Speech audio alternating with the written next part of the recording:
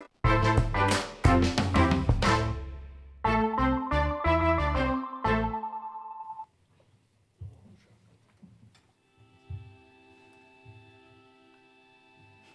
very warm welcome to you all. Welcome to Designing Cities for All. The 2-year activity program of Pakhuis de Zwijger, in which we take a deep dive into designing products, places and systems for all. At every level, we can see certain communities being marginalized, being taken advantage of, and it's all part of the design. When you're neurodiverse, you're in a world that isn't designed for you. We're not the only species on the planet. The city needs to be also a city for the other species. And we need to do something because the old structures in which we worked don't work.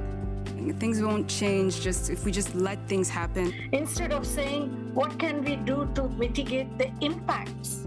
We need to start asking ourselves, what is causing that?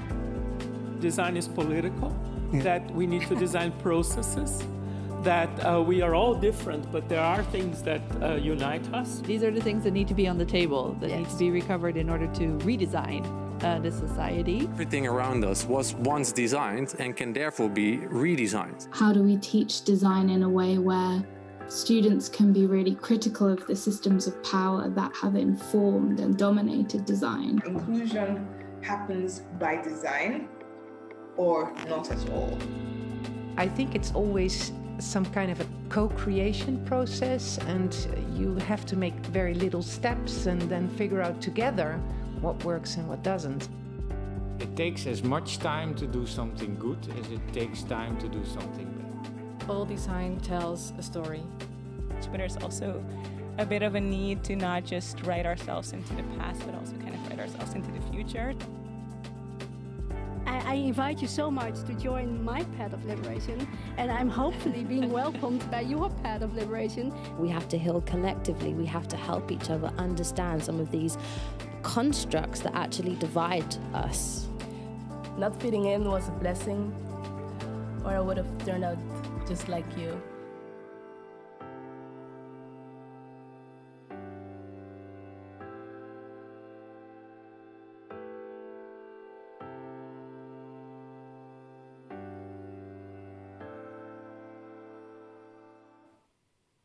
Yeah, love that last quote. Welcome everyone, welcome here, welcome everyone watching.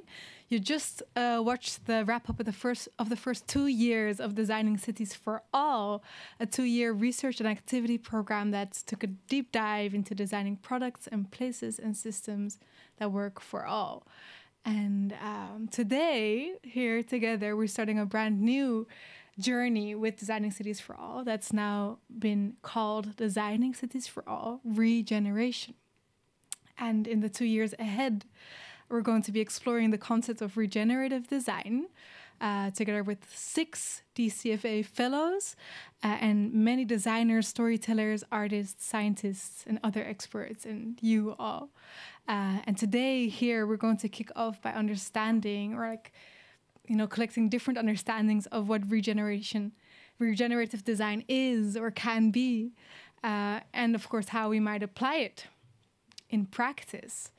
My name is Lindsay Ebida. I have the honor and the pleasure of moderating the conversation tonight.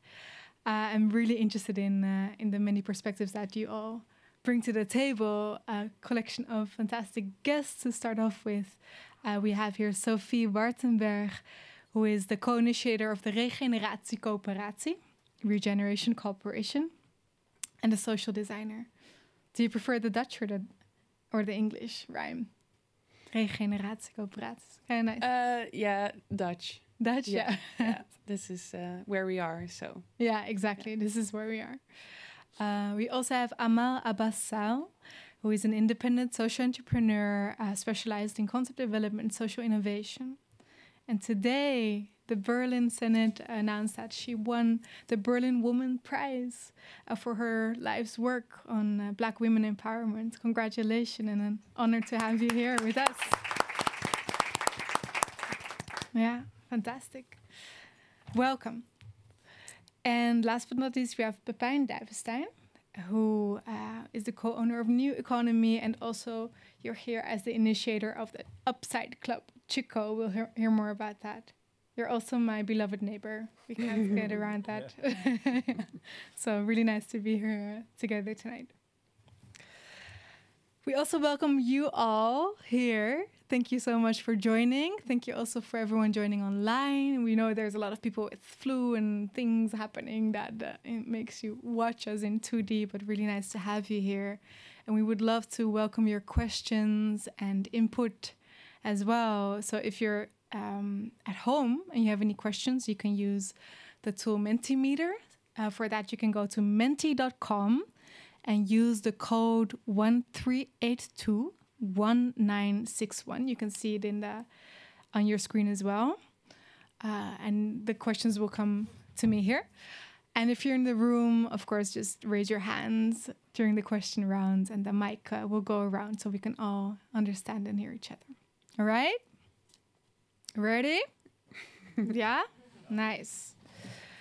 We're gonna do this evening in 2 parts, and I want to start with a conversation with the 3 of you really on what does regenerative design mean to you in your work, and what can it look like for us all to make it tangible, what we're going to be working on in this couple of years ahead of us. So, Sophie, I would love to start with you as I just said, the co-initiator of the Regeneratie Coöperatie. Can you tell us a little bit about that and also your role in it? Yeah, of course, thanks. Me and a close friend of mine, we started 2 years ago with this itch, this feeling of what can we do in order to position ourselves in so many crises. And we stumbled upon this notion of regeneration throughout the field of mushrooms. And we found it absolutely interesting and fascinating. Like, wow, life can not only sustain itself, but it can elaborate on itself. Can't we use this as... Life can elaborate on itself. Yeah. Can you say, what do you mean by that? Well, regeneration is not only circular, it's an expanding spiral, so to speak. It's like, I think, the most popular symbol we've seen now in the regenerative field, whereas one start can like spiral up and like make the movement bigger and bigger. It's exponential. So this was also our start of what can regeneration mean to us. I have a background in design, in art, and always figuring out ways to tell stories in a way to get people into a place of freedom where they can understand or kind of grasp a new paradigm. Mm-hmm. So how can you use this idea of life, idea of the exponential life as a starting point? And I think it all comes together in that we are accustomed to a world where the earth seemed to be belong to humans, but we need to flip it around. Like, what if humans belong to the earth again? And this is our starting point for everything we do. Beautiful. And so how does regeneratie, coöperatie, I'm confused with the Dutch and English, how does it bring that to life, that notion? We started off with just gathering everyone who wanted to join the conversation, and from there, iteratively, so we step by step formed little groups within like a horizontal organization structure, which is called sociocracy. And we try to mentor these groups towards a way of working by themselves, and it's divided into teams. So we're working within companies to help them. How would their regenerative mission look like?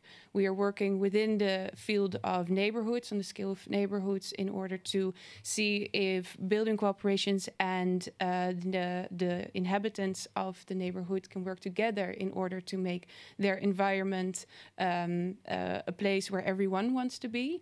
and give the ownership back to the people that are actually living there. And we are working on a regenerative movement building, especially for the young people we were ourselves like 5-10 years ago that are starting their career but not knowing how to position themselves yet. We host events, workshops, action days in order to get them on board and see how they would be able to fit within this society, but also with this paradigm in mind.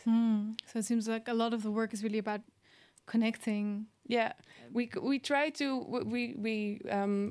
develop ourselves as mycelium. This is this metaphor of the roots of the mushroom that is sustaining all life underneath the forest.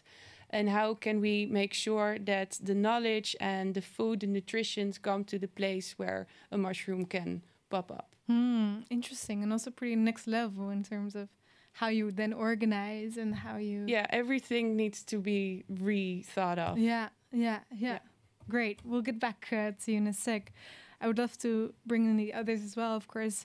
Amal, as an independent social entrepreneur, can you give some examples of the work that you do, projects that you particularly think like this is really my most important work? Well, it's difficult to say what is my most important work, but it is maybe nice to speak about my recent work.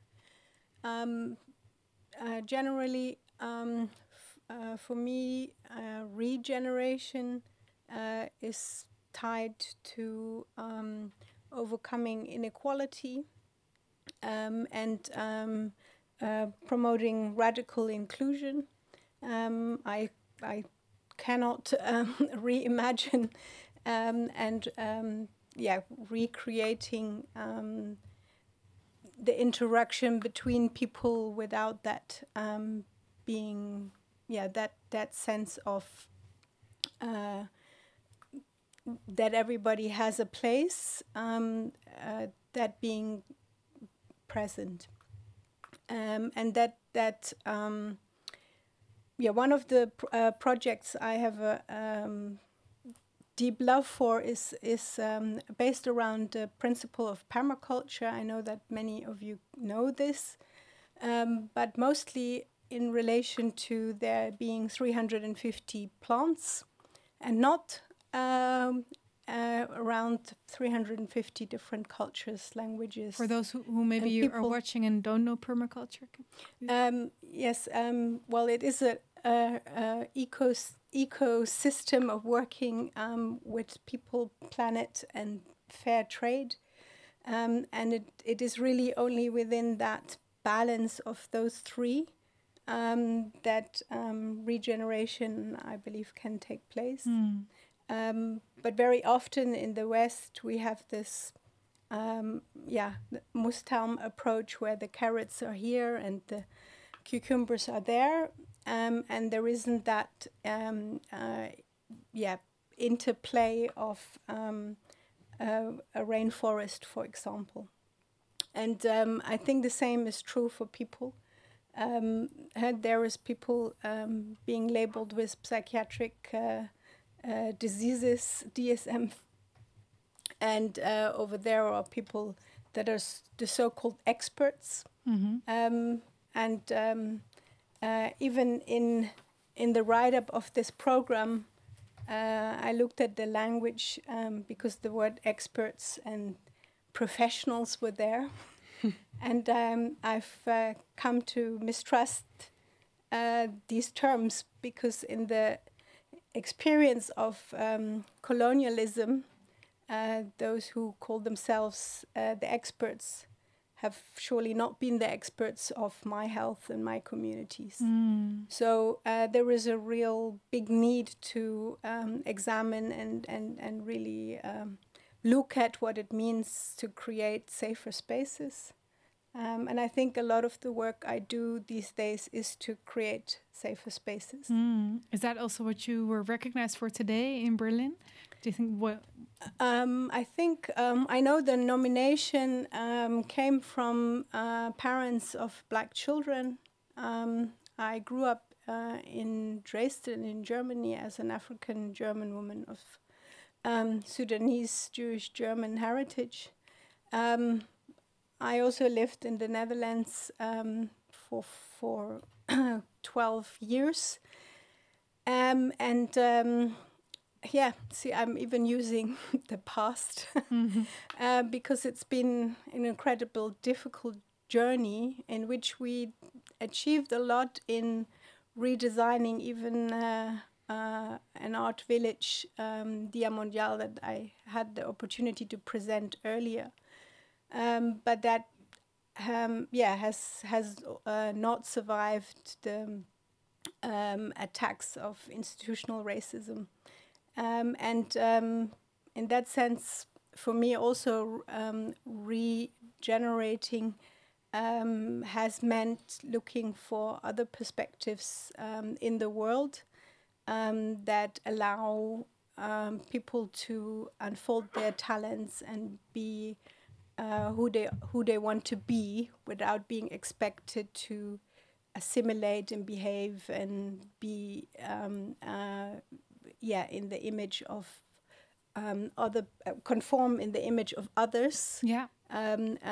Because I don't believe that mental health can come with this state of not being fully and truly yourself. Yeah. Thank you, Amal.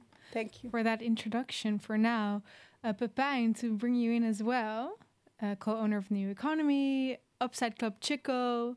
Can you say a little bit about what those things mean? What does an Upside Club do? What is Chico? How is it related to each other?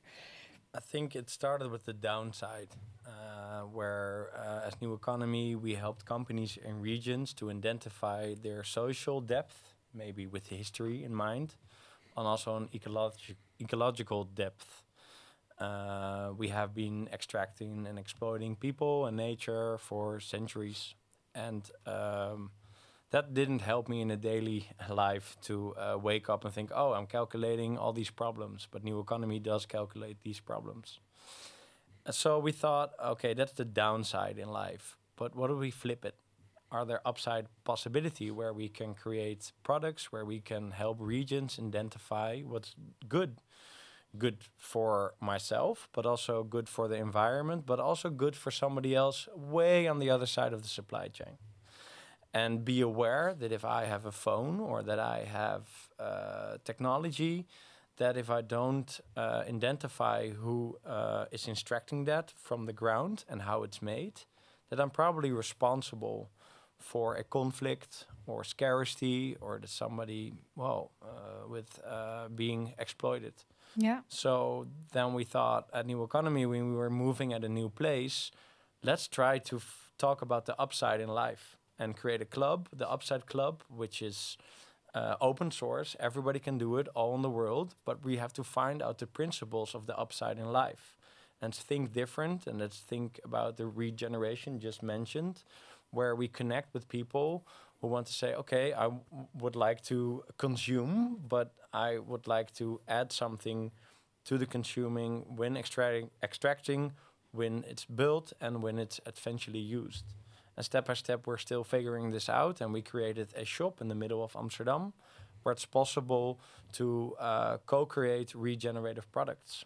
And what that sometimes is, we still don't know yet. But now where people are coming with solutions, let's say recently we got somebody who created a bio-based construction isolation printer, which we can make here, but we can also make it compatible, that it can be used in all different places around the world. But we have to help them at a social level as well. So we're still figuring it out, but we hope at the Upside Club, it's a open source model that we can have the discussion in the middle of a city to help people make better decisions. Yeah. Okay, and everybody has a place in that discussion. Yeah, also people in the neighborhood. I think that's what we're seeing. Oh, we're seeing Paul Hawken here. Yeah, he was at the opening, and I think the next slide will show, if I'm not mistaken, it's about redesigning or designing for life. That's the designing for lifespan. In every way you would use that in your design approach on the social dynamics, but also on the ecological dynamics. And Chico is the specific first upside club that you guys started? It's the oldest tree in the world, found by a Scandinavian biologist. He had a dog called Chico, and Chico found that tree, and that's why we thought we will name the place Chico. After the dog who found the oldest tree. Yes, nice. So the oldest tree has roots that are 9,250 years old, and every generation there comes a new tree on top of that. And I think that's what it's about, that you understand your roots, that they are there, but it's possible to create a new generation. That's why we call it Chico. I love all the metaphors that you guys are throwing over the table here. Okay, so let's, you already touched on it, all of you, in your introductions of what you understand by regenerative design, but let's try to make it even more concrete. Sophie, what is regenerative design? What is it? Well, to start off with the more metaphorical definition is by Paul Hawken, we saw already on the screen. He says regeneration is putting life at the center of all your decisions. And I think New Economy is a very good example of how to implement that, which is mapping out your ecology of whomever you are and what kind of design you make, whether it's a product or a service or a system change. I think one of the most important and first steps for us was within this idea of putting life at the center. It's like, what kind of life are we talking about? Where do we all touch base within this supply system that you are working with? And really think it through until like the place where you set it, where you implement it, towards where does your knowledge come from? Because this is something that is, I think, very Western, that you pick an idea and put a label on it, and then suddenly it's something new.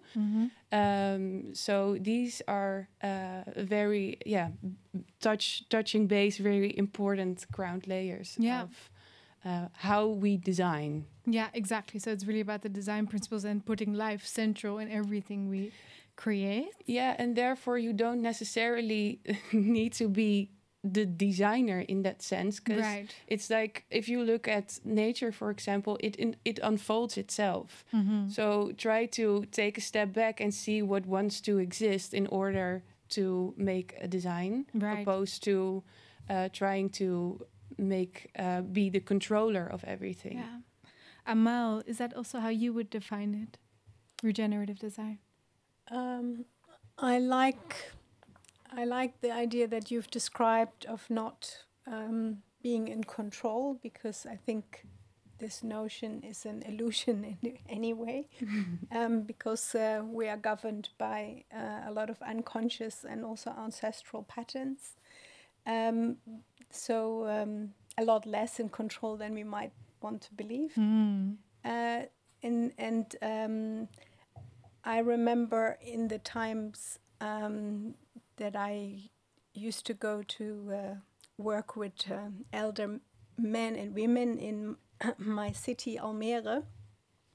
I've very often had the experience that I started a sentence in order to make a point, and I was interrupted, I'd say quite rudely,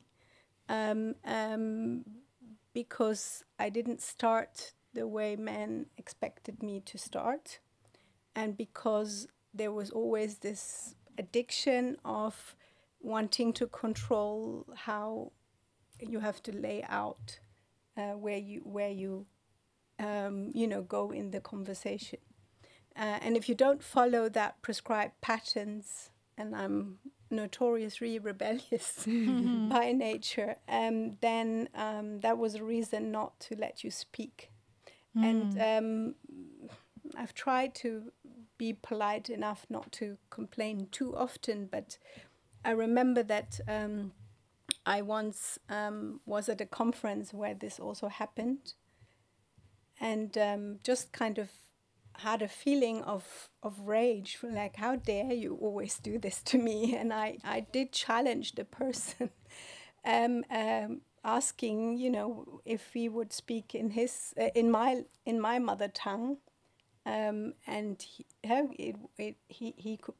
couldn't express himself quite as eloquent as I have mastered in the Dutch language, and that I wouldn't actually tolerate anymore being interrupted. And I've kind of had to really work on regaining, even in conversations, that, my way of maybe going around in circles or spiraling was an okay way to talk too. Another example. That's again bringing in that notion of radical inclusion that you started Exactly, with. yes. Another example is within communication is,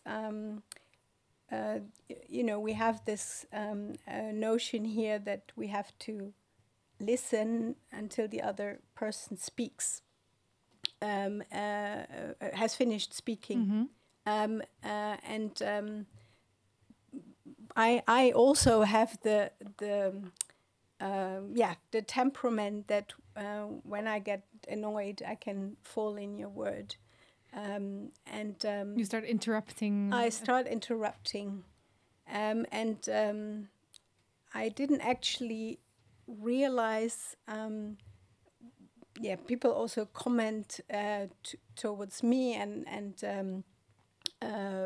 other women of color that we have a voice that is too loud. And I remember hearing that even in the kindergarten. And it wasn't actually until I had the privilege of spending time with other Sudanese women and households, and everybody was speaking quite happily all at the same time, and nobody complained. And yes, it was loud, but it was also happy and full of life. And when it's sad, then there was the ability to cry. And actually I felt, here I belong, I fit in. Yeah. And can you maybe, for those of us, I'm interrupting you, I can, right?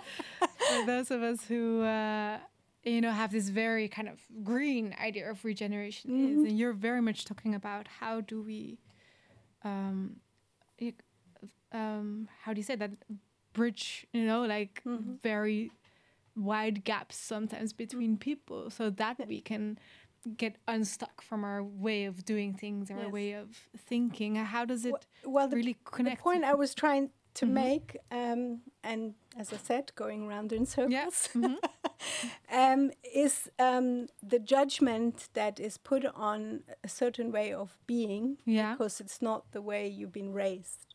Some wise person explained to me that in the Dutch language, the verb comes often last, so you do need to listen to understand where the person is going. And in other languages, if the verb comes in second place, you can kind of guess where it's going. And it's much easier to understand each other, and doesn't mean that you don't listen. Right. So I kind of thought, okay, there is obviously reasons to how we developed, but really what's making it so difficult to feel good, and I emphasize feeling in this case, is that notion that some ways are superior over others, without actually really looking at the fact that it is important to change perspective, and it can't be the idea that we assimilate and fit in with a way of being that isn't actually our own. Interesting. I wasn't expecting this thread of thinking actually, where you started saying like, regenerative design is about creating space for what wants to exist. I also hear you say it's about creating space for what is, and not just the dominance that's always, taking over, maybe.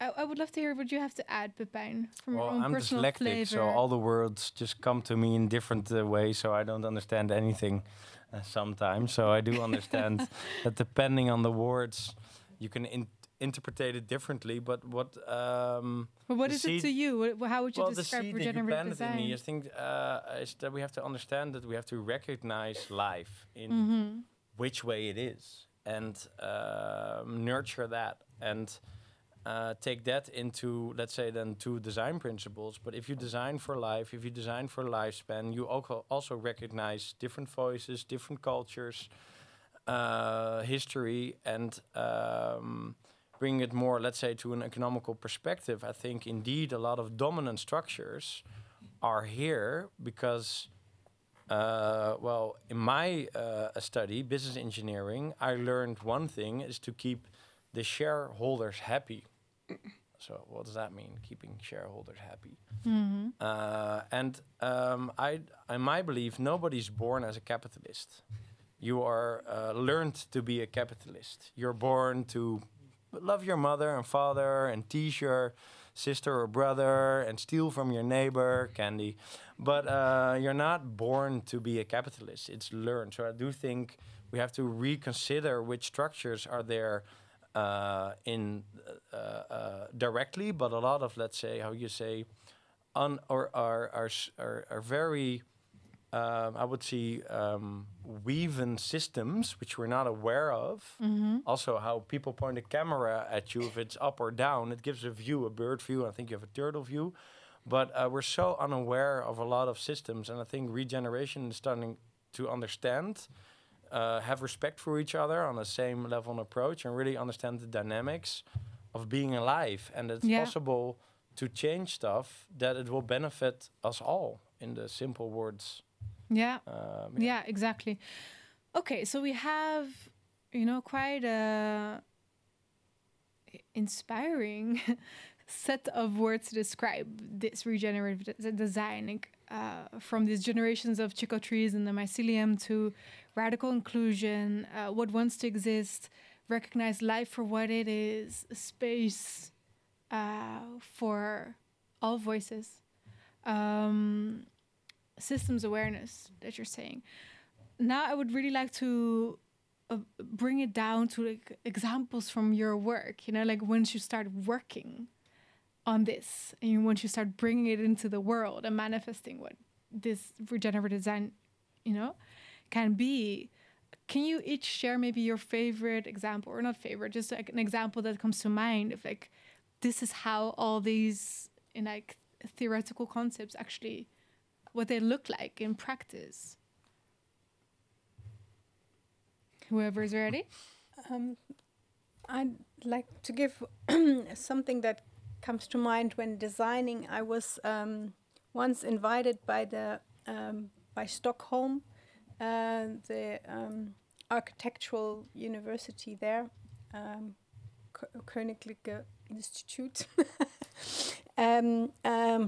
Royal Institute in English, of architecture in Stockholm, and it was about meeting 350 master students who had the ambition to design a village or a safer space.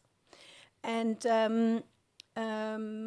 I was fascinated because it was a beautiful round building with very expensive to build, and then there was no money left to actually fill it in or assist the students because they had this masterful building, and that kind of ate up all the resources.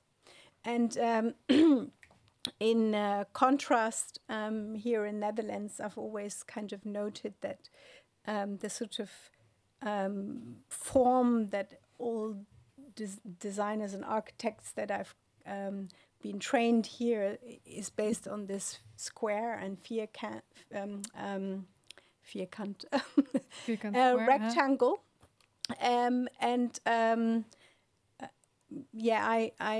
I'm a big fan of organic architecture and always kind of edge onto this large, tall, square shapes. And they seem to be getting taller and more intimidating and more minimalistic and empty and cold.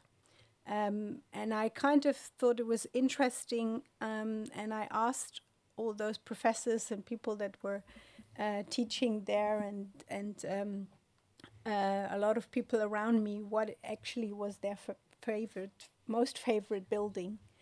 And interestingly, not surprising to me, all of them talked about a building that touched them emotionally, whether it was their grandpa's house or or a church or cathedral. They've all described moments where they were emotionally touched and affected, with tears, with joy.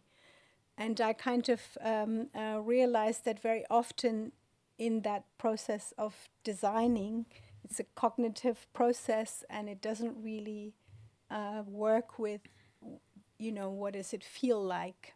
And this is also in some way the bridge that I work. I'm a child, adolescent, family psychotherapist, so of course emotion is an important concept in living one's true self. And I find that it's very often left out in the teaching process. Do you feel, I'm really getting the interruptions down, do you feel that emotion, or trusting our gut more, emotion also helps us in becoming more systems aware, actually becoming more aware of how everything connects? I'm just wondering now. I would say so. If I interrupt, sorry. If people are aware what this metal people on the planet had to suffer for this metal, yes, I think you'll emotionally feel sad if you're aware of it. Yeah. Stuff that I calculate on a daily basis, I get really sad of it. But people are not aware. So that's the same you're saying with the square. If we become aware of the impact of stuff, I think you're not really going to be happy with the stuff you have in your house, the stuff you're eating. And I think that's also about regeneration. Be aware and try to find out how you can change that impact. Yeah, and what gives you life as well, maybe. Sophie, can we bring you in with the same question, actually, of, an example of when you brought this idea or theory of regenerative design into the world in practice? What happens then? What does it look like? And maybe also what challenges do you face when you're trying to actually make it real? Well, we're doing one project now in the Zaanstreek, a bit up north of Amsterdam, and we were asked to make a food garden together with the building cooperation and the inhabitants over there. And I already touched upon this control thing. It is something we also need to deconstruct for ourselves. So you're not an expert because you're constantly trying out everything. So it is balancing between what is possible within an assignment and how far can you go. What is very important, what we saw there, is we started asking questions. Like, we started to understand where we were. And we made a sign, with a big sign, hey guys, what do you think should be here? And ask everyone we could find. And then at a certain moment, we started talking to people that had very elaborate ideas. These were the children on the playground, which other people said we shouldn't take seriously. So there is already a construct, like, who are you talking to? Who are all these voices if we say we design for all? And slowly and gently, we opened a conversation, and people started talking to us more and more and more. And then, at a certain moment, we could dive into the sub-layer of the ecosystem which was there, or like the social tissue, actually, of a group of women that is not rarely to find on the forefront. And we started talking about food and how great that was. And we're talking about herbs, what kind of herbs there were. And they came from a lot of different cultures, mainly from Turkey and from Morocco. And then we had this whole dream of, imagine we have this garden where all these herbs are of all these different cultures, and what you can do with them, and all the elixirs you can make. And then suddenly someone came and said, oh, you have to come to my balcony and have to show, I want to show you my herbs, because I said I had a sore belly. And she's like, I know something that will help from this. And this started to design the project itself, where it's now a garden where from everyone we've talked to, we try to implement either a Dutch variation, like the indigenous variation, within the garden, or we try to find one that will actually be able to grow here. In order to make this garden of the people that are actually living there, and also make it in order to make it grow, because it will never, it's iterative, so it can always become more, become better. And what I really like about this process is that even though I would say I'm a designer, I've been trained to be a designer, but I would prefer to see myself as an observer, maybe, and as a questionnaire, and see how it can help designing what is there. And I think this was, for me, a very interesting project because of that. Yeah, really nice example. Thank you for sharing that. Maybe my last question to you for now, just because of time, is, and it kind of links to what you were saying now. I think, you know, some important concepts that are coming into these coming 2 years when we're talking about regeneration are decolonizing and indigeneity, so the indigenous way of thinking about nature and connection. I know that you have an example that is about the latter, but I would love to invite all of you to speak to why these concepts are so important, or going to be so important in our conversations. Yeah, well, I can start. We just started a research about food traditions here in the Netherlands. This was also because the last 2 years we really dove into indigenous knowledge. Well, indigenous is already, I find, a difficult word because it's encompassing so many cultures that you can maybe talk about like indigenous values that might be seen in a lot of these places. Whereas these values contain the love for life and the human as part of this bigger ecosystem.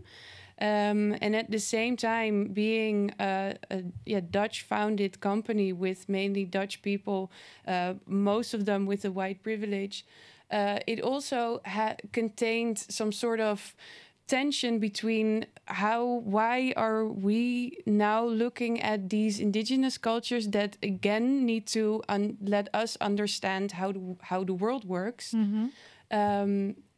So this is, on the one hand, a very important platform. I think, for example, Pakhuis is doing a really good job with that, to see what we can learn, but not extract the knowledge and try to implement it here. So within the project we're starting now, in Dutch it's called Voedselverhalen. We're looking into Dutch traditions around a typical Dutch meals, like the oliebol, for example, or stampot.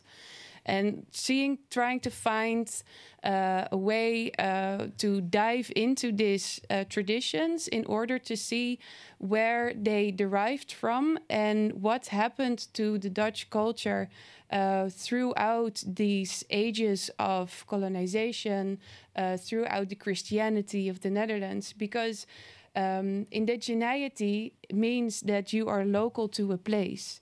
And so far I know I am local to this place, even though I don't feel as being indigenous to this place. So where did it go wrong? And with Voedselverhalen, we're trying to dive deeper and see what this idea of colonization also meant for the Dutch culture. And this is a story. This is called The Melting Pot. This was actually the start of this investigation. This was the end result, a graduation ceremony of an Americanization program of car company Ford. And what happened was that European migrants that were forced to do this, they graduated from this program. They had to go into this melting pot within their traditional ethnic clothing. Within the pot, they changed into a suit with a hat, and they had an American flag, and then they had to come out as being the proper American. And to me, it's the question of this Voedselverhaal, and also the question that underlies my design process is like, I want to go back into that pot, and I want to come out, but I have no idea what I will find there, because it's so far away that this cathedral of ideas of capitalism, for example, like it's the biggest one, and therefore colonialism, they shaped us so much that we barely know these walls are there. Yeah. So like, how can we also go beyond this within our own culture? Yeah. Super interesting perspective. Amal, would you like to add anything about this notion of decolonizing, and it's like what we all need to really take away from this evening in terms of what is important for it? How does it relate to regeneration? Well, to kind of pick up your thread of herbs and spices, I know there's been quite a few projects in the Netherlands of celebrating culture in that way, or diversity. And I have to say that I'm a bit skeptical because usually the story of the people that have been killed over this country having cinnamon and cardamom and whatever else isn't being told. The book Roofstad Nederland isn't on the table.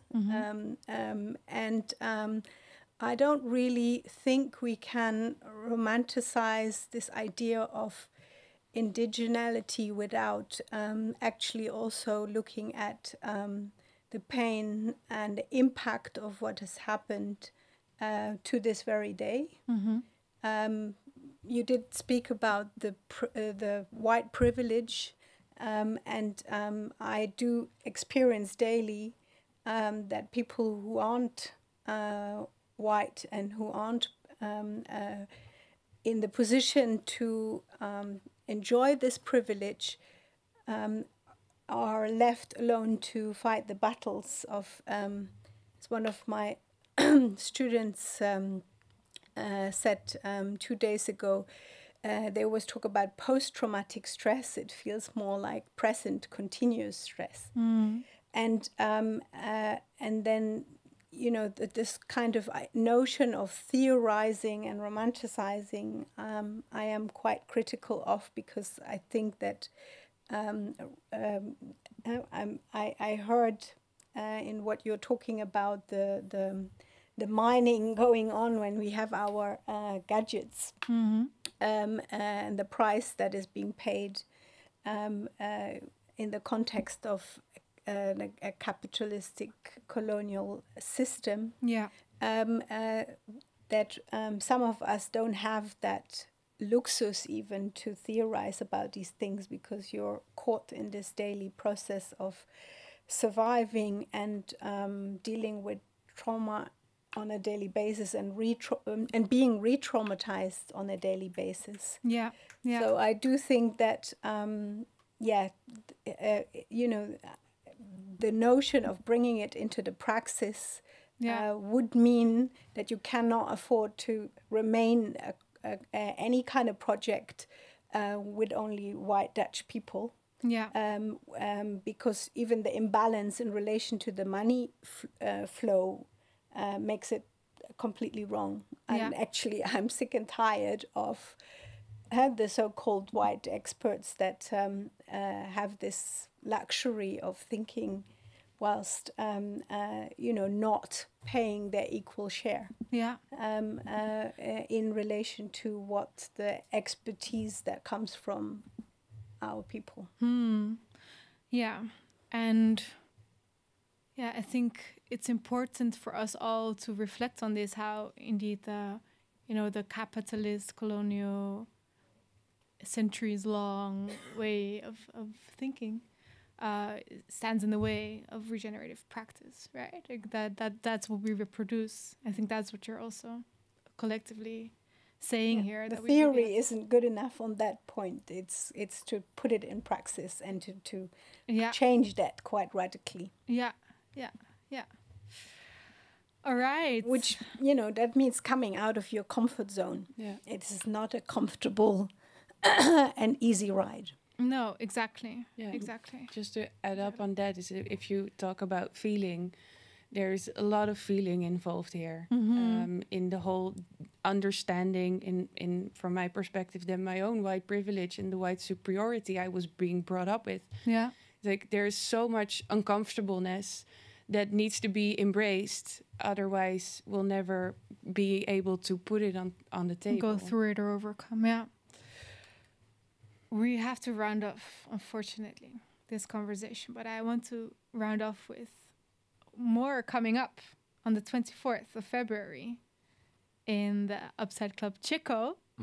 Pepijn, do you want to tell us what's going to happen there? Oh, I have to find a bridge for what's going on. You don't. I'll find it for you later. Maybe the small bridge is I lived in the States in Virginia, and I became aware of Pocahontas when I was 7 years old. So for me, it was like strange. Oh, wait a minute. All these people here are not native people. We have to talk about Native Americans, and we came as Dutch people. We created New Amsterdam and traded New York. So the reason why I'm mentioning this... For Suriname. Yes, and other stuff. Because I got the American history from the American books. And I also learned what Thanksgiving was and what is Thanksgiving. And why am I mentioning this? Because I'm trying to figure out a little bridge between this and the 24th. I think we have to have time to ask questions to ourselves and to ask questions on what really happened and ask questions what's really possible.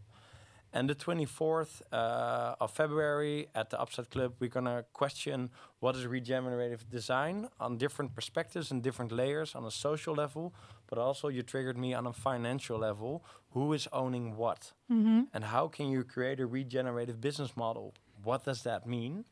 And talk about a regenerative retail concept and regenerative products. And everybody's welcome. To co-create and to create these principles together. And hopefully this is a stepping stone of future work sessions where together we try to redefine what is needed now to, learn from the past and don't make the mistakes we already have done for the next generation. Great. And the 24th is a whole afternoon. Yep. Regeneration Masterclass by Upside Club Chico and DCFA, Designing Cities for All. Places are limited, so please sign up if you're interested. dcfa@dezwijger.nl is the email address that you can send a message to if you want to join as well.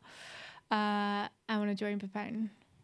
You're always welcome. It sounds really interesting. interesting. Come back together from home. Yeah, exactly. You can jump on the back of your bike. For now, are there any burning questions, either at home or here in the audience? One question. I can always count on you, luckily. Yes. There was in a newspaper yesterday an article about de maatschappelijke plichtbedrijven in kaart te brengen hun misstanden bij de toeleveranciers. De IMVO-wetgeving. Yeah, and that brings a little hope that there's also law coming up. It's also, this is the good side of it. The bad side is in the articles also on European level. Will take 5 years from now. Maybe it's implemented. Yeah, it takes some time. So just to give a little bit of context, this is about new regulation law for companies to really take responsibility for ecological and social damage being done in their supply chain. Correct. And a lot of companies are not aware yet. We Yeah. had a discussion about the donut economics in our municipality just a couple of hours ago.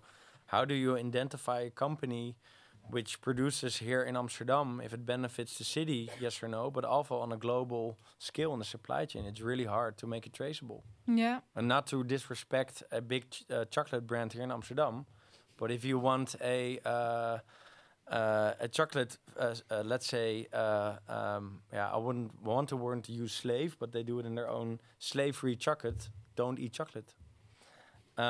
And I think we have to really try to understand if it's possible to make stuff traceable, yes or no, and how can we change it. But yeah, it's a good start, but it's really going to be challenging to make everything traceable, because if we make all these certificates, there are always bad people standing up somewhere to create a conflict for resources. Yeah. And I think so. This is really also about reimagining what consumption means, right? And and really understanding. That's why I'm happy there is an initiative called Bioregional Weaving Labs, where we really look to resource maybe 70 to 90% locally. Yeah. And the funny part is we can create local products for almost anything, even in Europe. And then people in other parts of the world can create an ecosystem themselves, and they can be responsible for themselves, etc. So unglobalize would be my advice, and to understand these problems. Yeah. Thank you for bringing that in. All right. Please give a warm round of applause for Sophie, Amal, and Pepijn. Thank you for being here, and thank you for your work. We're going to use a different part of ourselves now to listen to a spoken word performance by artist Jackie Ashkin. Tear it up, Jackie! Woo!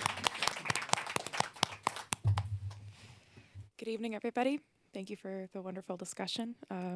I was really prompted when thinking about regenerative design about this comment about thinking with all species and for all species. And this is a piece that I have that immediately came to mind. So I hope you enjoy it. It's called Alligator Addictions. I wash them away in the shower after. Death and rebirth and dad jokes down the drain like pills in a police raid.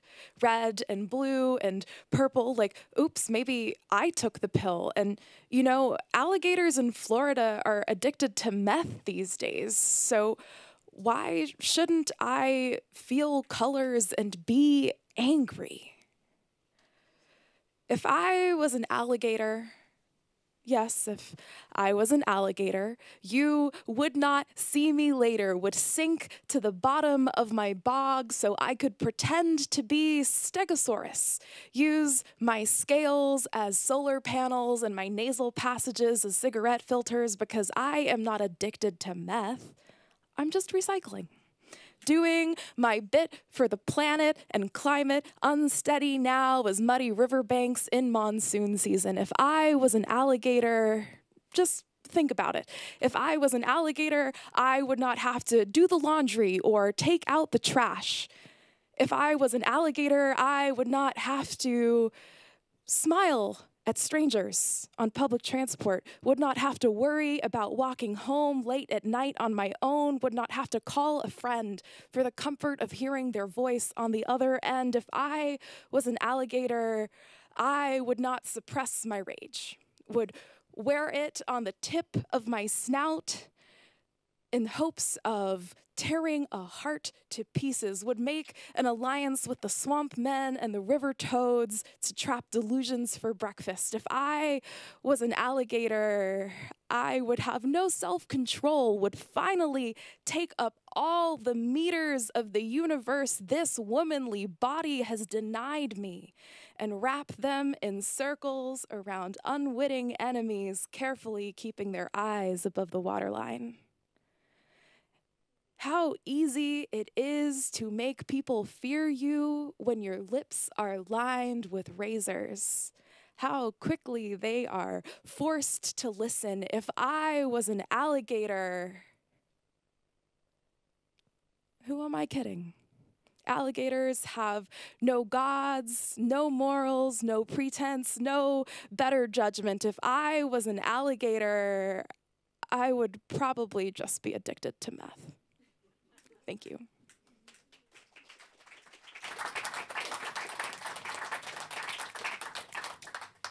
Wonderful. Thank you for that, Jackie. I would love to introduce a special team here. This is not something we often do, but this is the team behind DCFA, behind Designing Cities for All. We will speak about them and their plans for the next coming few years. Please join us.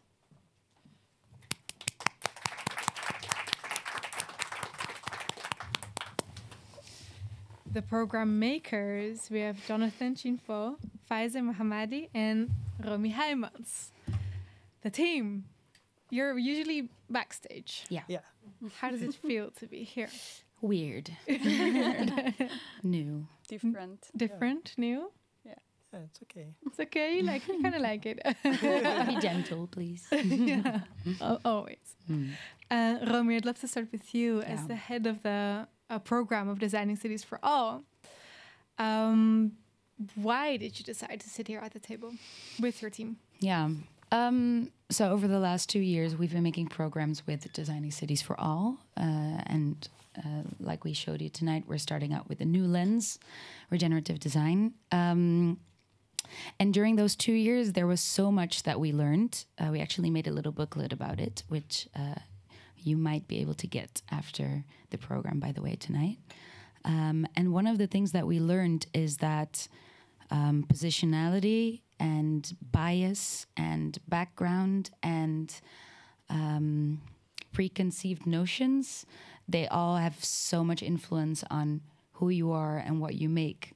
And transparency about these ideas and these biases are a really good way to dismantle that, or at least make it really... What does positionality mean, for those who don't know the word?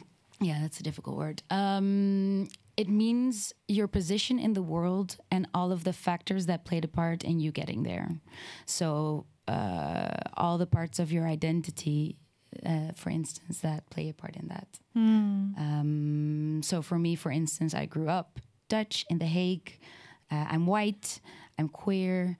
My parents didn't study. All of these factors play a part in who I am. I studied myself, so I'm quite privileged. So all of these factors play a part. And that's something that is so important when you think about design, because what we design and who we ask or incorporate into that design makes a difference in what the design ends up as. Yeah, exactly. So we wanted to be transparent about who we were making these programs, which is also a form of design. Yeah, exactly. Thank you for that. That's already clarifying. And what type of programs do you work on? The themes that you work on here at Podcast De Zwijger? Can you say a little bit about that? Yeah, so Designing Cities for All, obviously. I also make programs about FemCity in our FemCity series. So that's feminist programs, which are super diverse. It's a lot of different topics. And a lot of social city programs as well. I don't have a background in design. I have a background in journalism and religious studies. So this topic was quite new for me when I ended up at Designing Cities for All. I learned a lot. But also, because we have this broad scope of design, not just being architecture, for instance, but also being the systems, etc., that we all have to live in, exactly. that were designed for us. there were a lot of touch points. Yeah. So with that background, why did you decide to go full on this Designing Cities for All and take on this position as the head of program? Because it's about connection. Actually, I think a really big basis of this whole idea of Designing Cities for All is connection. Also with the regenerative angle now, it's about connection between people and who has the power to make their place in the world known and make the world as they need it. So that is something that both journalism and religious studies, are also very related to. Yeah, it's relevant. I like that. We've been working together for a while, but we have not said these things to each other. I was saving them. Interesting. Yeah. And what do you hope for in terms of the angles, the perspectives, the topics to bring into these next 2 years of the CFA? Yeah. Another lesson that we learned over the last 2 years is that we've focused a lot on the social aspect of it, so the people aspect of Designing for All. But something that kept coming back was that we need to think beyond the human. And we also published an essay book this year, or last year actually. And there was a story in it about eels and how they are a part of the Dutch ecosystem as well, except architecture gets in the way and bridges get in the way, etc. So we tend to forget that there's more than human, and also, so this nature scope is also, what led us to look at regenerative design, and also this hard divide between the human and nature. Of course, it doesn't exist. We are part of nature. It's a very colonial way of thinking. Thank you. So we're learning about this, and we're taking on a bit of a more holistic perspective, or at least we're trying to. We're learning. And can you briefly speak to how you just named a couple of parts of your identity? How do you think they come into play in programming this and shaping this? Yeah, I try to be very aware of the color of my skin and how that creates privilege for me in this world and in this country. So I try to not do anything by myself or decide on anything by myself without talking to my colleagues, for instance, or talking to the people that we're talking about as well. So I'm really trying to stay aware of my privilege. I think being queer is also part of being part of a marginalized group. So that's maybe a bit less privileged. And it also means that I can not just empathize with people in those positions, but also maybe feel it a little bit myself as well in some contexts. Nice. Thank you. Let's hear from them, your colleagues. Jonathan. Yes. Or can I call you something else? Yeah, you can call me Jonah. Great. Jonah, you are also a program maker here at Pakhuis de Zwijger. I would love to just hear a little bit about your background. Yes. I started as an intern at Pakhuis de Zwijger in 2021 while I was studying cultural anthropology. And I feels so long ago, doesn't it? 2021. It like these feels years super have been long so long for me. Yeah. I've also seen kind of a shift in teams with program makers. Like from the beginning at Design Cities, when I started, I was there and saw it change, adapt, and grow. I moved from Suriname 2 years ago to study, and I've been living here since then. And what attracted me to Design Cities at that point is it was really about this idea of creating cities of belonging where everyone can feel at home.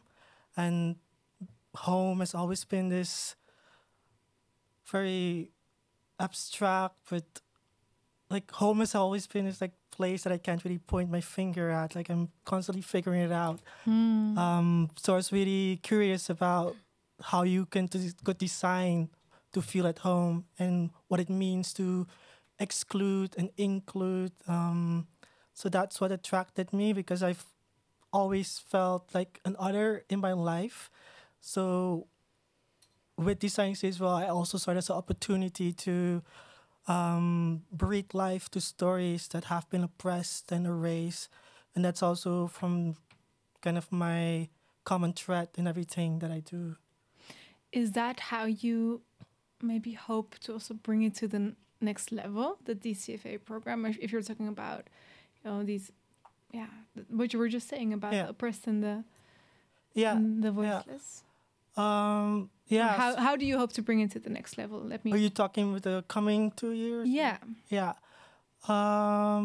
So with just pulling Design Cities for All apart, Design Cities for All, and then the terms that we heard, colonization, regenerativity. If you would talk, I always try to think like from the common person's point of view, and also go back to where I come from Suriname.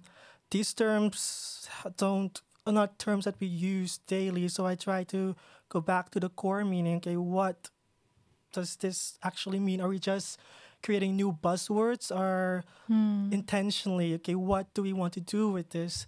And that also means kind of stepping away from Western knowledge. And I grew up with the idea that rivers have souls and spirits. So I never saw nature as a commodity. We respect nature because we feel that we are a part of it. So whenever I come here in the Netherlands, I always feel kind of this almost numbness or like dead nature. That's like so much has been like, rebuilt, and it's always in construction. So I always go back to local knowledge, or the knowledge that I grew up with. And from that point of view, I also create programs like incorporating perspectives from the Caribbean, knowledge that has been seen as the other, but is actually the knowledge that the Western world is coming back to for advice. So kind of repositioning how we see everything else that is not from the West or is not white. It's something different than the other alternative. This perceived hierarchy of knowing that we're flipping around, actually. And can you maybe also say something about, which parts of your identity you really either help you or hinder you in shaping the programs? I'm also queer, but I am also cis male. I'm able-bodied. I come from Suriname, which also has a colonial history with the Netherlands.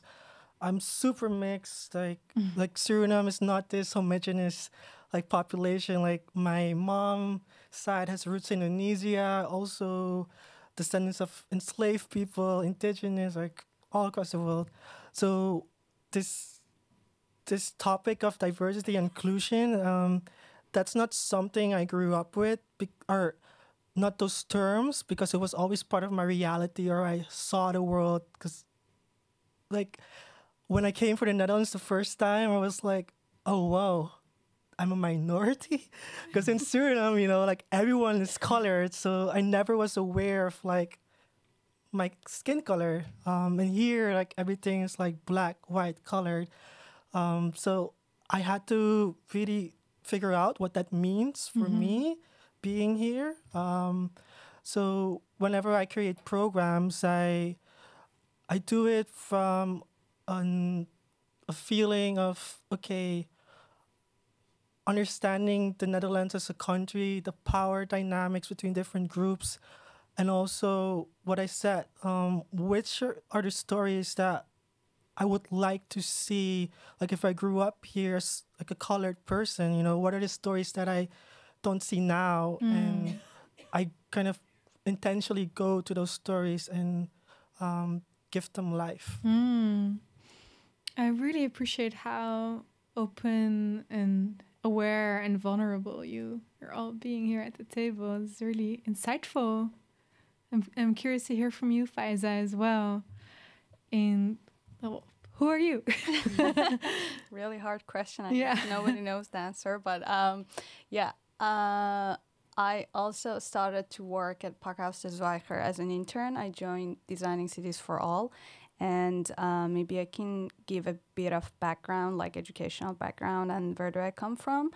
I've been involved with urban studies and anything that is related to urban context since I was 18, when I entered the university as a bachelor student of urban planning and design in my hometown, Tehran, at University of Tehran, the city that I love the most. And then afterwards, day by day, I became more obsessed with everything that is related to cities and how we can make cities a better place to live. And afterwards, I came to the Netherlands. I guess it was 2.5 years ago. And I did my master in urban and regional planning at the University of Amsterdam. And there I realized how much the focus on social aspect of cities can be brought. And then joining DCFA, that was a big opportunity for me where I could elaborate more and see other points of views, but also at the same time be aware of the fact that when we say cities for all and we insist on using the term inclusion a lot, sometimes it might lose the meaning and importance. Yeah. So that was something that we all together as a team tried to be aware of. Maybe for us to also be aware, can you give an example of how inclusion can lose its meaning by overusing it? Yeah, sometimes it can be what I would call it, it's kind of checklist inclusion. So when you go through a kind of specific urban planning project, people be like, or it can be different stakeholders. Everyone be like, yeah, we need these people to be engaged in the process or something like that. But the truth is that you are targeting a very limited group of people without noticing that there might be some other people that have been excluded. And you can just go, yeah, because we had different ethnicities, then we are okay, then we have inclusion. Right. But the true meaning of inclusion, I think it's way more than that. Yeah. And to get to that point, we do need to work a lot. Yeah. And at the risk of generalizing, but I still have to ask the question, being a young woman from Iran, in this day and age. Yeah, true, these days. How does that influence you, shaping this program? Yeah, it's just like about what's happening right now is, of course, at the same time being sad and hopeful. But apart from that, what the last sentence that we had in our trailer, like it's a blessing, otherwise just not fitting in, it's a blessing. I do really believe in that. So in any sense, sometimes I feel that I do not fit, but I'm not upset about that because I think that can be an added value in a lot of different things, not specifically about me, in any different context that you think about it, about any different perspective and person, about different backgrounds. It can always bring opportunity for more creativity, I would say. Yeah. And I'm grateful for that somehow. Yeah. What a team. Thank you. Yeah. Thank you for being here. Thank you for being here. I'm super happy to be here. Do we have any burning questions for this team? Yeah, we have one. Do we have a mic? We don't have anyone with a mic. No, everyone, the whole team is here, so there's no mic. You can just shout it out. In the back. I'll repeat your question. We didn't think this through. Just, I speak out of enormous respect for this program and everything that you're doing. I just want to throw you a curveball, which is you've spoken a great deal about inclusion and many multiple dimensions, and it's all great. I'm obviously speaking from a particular position myself, and I understand that there are many dimensions to this. I'm really curious what the question is going to be. Well, the question or the statement or the curveball, if you like, is why is it designing cities for all and not settlements for all? I come from a small settlement. We are in a huge city, which is a centre of all kinds of ideas and energies and arts and so on. How does that connect with the smaller settlements that some people might come from somewhere that's 20,000? Okay. Yeah. Let me. How do you connect? let me summarize the question, because we talk about inclusion. But why do we then speak about designing cities for all and not designing settlements for all? This person from a small settlement wants. Yeah, that's what he wants to know. Yeah, maybe I can say something, and that's cities are not per se about cities. It's a representative of a place that people are living together.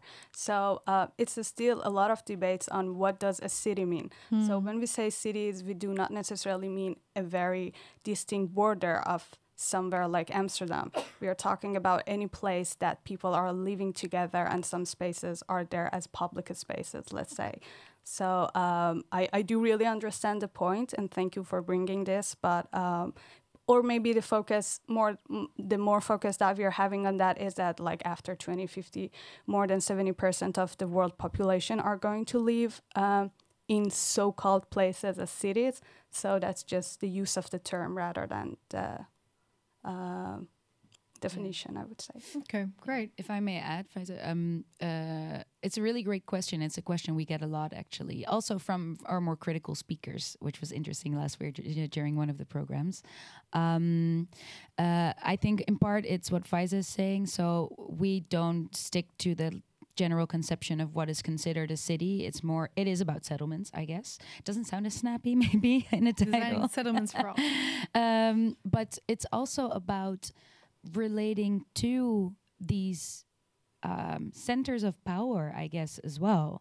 So there's a lot of power in cities, usually divided among a very small group of people from that city, and they influence everyone within the country, maybe the world, especially in a globalized society, in a globalized world. So we also make programs about people who are not from cities. We also make programs, especially now with regeneration. We're planning on making programs about agriculture. So it's, I guess, also about the relationship between city and country and world and region and class and layers. So it's not about cities. It's from the perspective of a city, because we all live in Amsterdam, but we also try to acknowledge our own clear position in that. Yeah. Yeah. I think he's liking the answer. He's like, yeah. He's nodding. Yeah. He's nodding. Great. We're getting towards the end of our conversation here. First of all, I would love a hand of from you for these people here. Thank you for bringing us together and convening us to speak about these important things. I'm really curious what you have in store for us in the coming years. We have a video as I said, there's going to be DCFA Fellows, and the very first one this year is going to be Sarah Ichioka, who's a Singapore-based urbanist and writer. And it's the middle of the night in Singapore right now, so she has a little message for us recorded.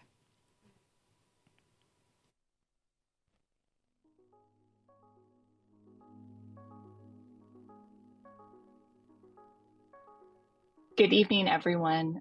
My name is Sarah Ichioka, and I'm an urbanist, strategist, curator, and writer based in Singapore.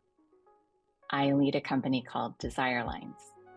We're a strategic consultancy for environmental, cultural, and social impact organizations and initiatives.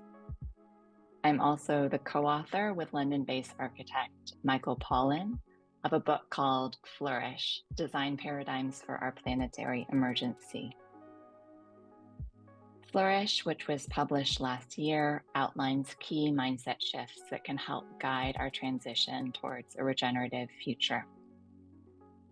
I think for some people, the term urbanist might sound pretentious or vague. For me, it's simply the best term I've found so far to describe the fact that I've always been deeply curious about cities. I'm interested in them as human and more than human habitats, as cultural artifacts, and as sites of social coexistence and blending. This curiosity about cities is a common thread that runs through most of my work.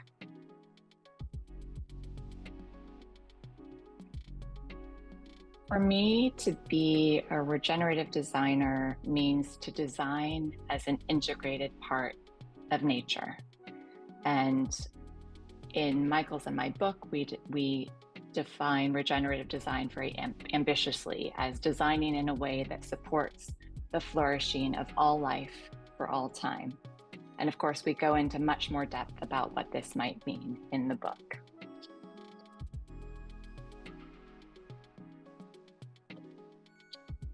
I'm very excited to be with you all tonight to kick off my fellowship in regenerative design. So thank you to Parkhuis de Zwijger for the invitation.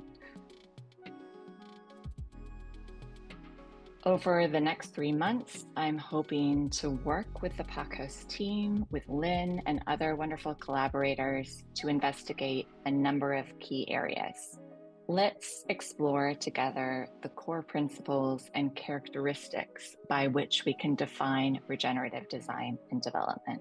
Let's see if we can demonstrate viable and attractive paths to action for all of us who aspire to be regenerative designers and community builders. Let's identify and share real, practical examples of regenerative design and development. What do they look and feel like? What made them possible? And most importantly, what can we learn from them? And finally, I'd really like to come down to earth. I'd like to connect international theories and principles of regenerative design and development with what's fresh and really happening on the ground in the Netherlands.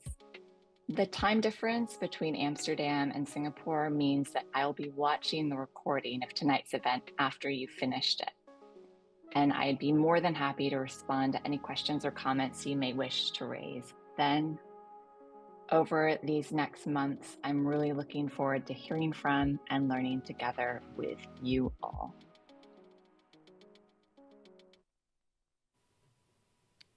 I'm so excited about this, to collaborate with Sarah. She's so thoughtful and just explored so much already. So I'm really intrigued by her work and interested in taking it further together with all of us.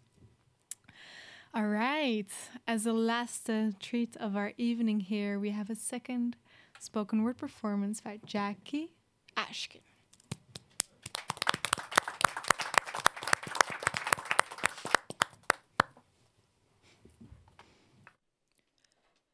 Before me, thousands of years of human history. Après moi, le déluge. After me, the flood. If only Louis XIV had known that the flood would come so much later, that we would have more warnings than Noah and still we would not build an ark, that it would be the Marlborough Man who would pull the wool over our eyes, convince us to worry less and smoke more, could afford to line the pockets of men who could afford to wash the oil off their negligent fingertips. We are obsessed with destruction as if we are not the cause of it. Keep meticulous logs of all the mammals we have murdered because we can only care about so many things at once. Illegals in internment camps, celebrity skincare routines, the football. The planet's just going to have to wait. If only I had the audacity of a king, of Louis XIV, to say, après moi le déluge, after me the flood. Not before, not during, not my flood, and not my problem. The world is always ending, and still we will wait for swimming lessons.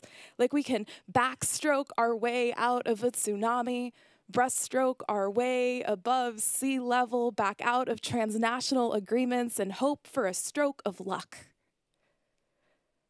I think about the people who told Noah his ark was stupid.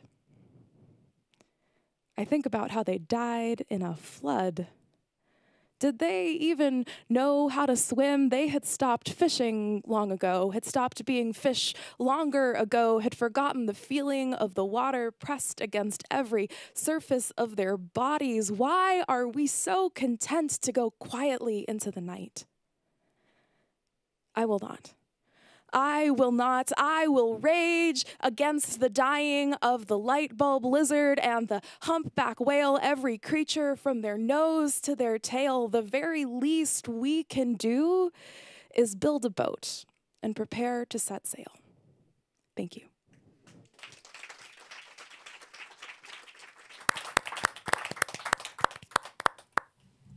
Thank you. I love that. All right, we've come to the end of our evening together. And I want to thank you all for being here so attentively, for everyone who's watching at home as well. We spoke about, in the first part with our 3 guests here, as much about everything we need to unlearn, as about what we need to learn. Unlearn as in the capitalist, colonial, dominant ways of thinking and doing that leaves us much less agency than we might like to think, actually. How we do things. And what we need to learn is rather make space and recognize life and be radically inclusive and have this awareness, this ability to feel, ability to truly connect while seeing the bigger picture, while feeling the bigger picture. I feel that's an interesting movement that we need to learn how to make. We, of course, listened to Jackie 2 times. Thank you for shedding light in your own way on our topic. And I really, really enjoyed speaking to the DCFA team right here. I think you're a really fantastic team for, taking the lead in guiding us through these topics. So thank you for, being in the spotlight for once. Hopefully not once. Maybe you'll come back. And of course, getting to know Sarah, get a taste of Sarah. We'll kick off with her on the 30th of January with her fellowship. Before that, next Monday, January the 23rd at 8 p.m. Central European Time, we will broadcast the DCFA special Belonging Abroad. I feel you've had a say in this title. No. Our intern, okay. Our intern Anna, she created this program to finalize her internship here. Oh. But I do have a special place in my heart for belonging. Yeah, great. So this is about the design of the Dutch foreign student system and how it might be improved. So very welcome there. And as I said, then Monday after we'll start off the DCFA Regeneration Fellowship with Sarah Ichioka, with the first of 5 programs on regenerative design and systems change. And the first episode called The Bigger Picture. If you want to be involved in programming and, thinking along about Pakhuis de Zwijger, you're welcome to become a friend of Pakhuis. You can scan the QR code that you'll see behind me and on your screen. If you're interested, also as a way, to keep these programs as accessible and free and inclusive as they can be. For now, I would love to thank you for being here, for watching, and for more info on the Designing Cities for All program. And to watch back episodes and conversations, you can go to dezwijger.nl/DCFA. Have a great evening for now.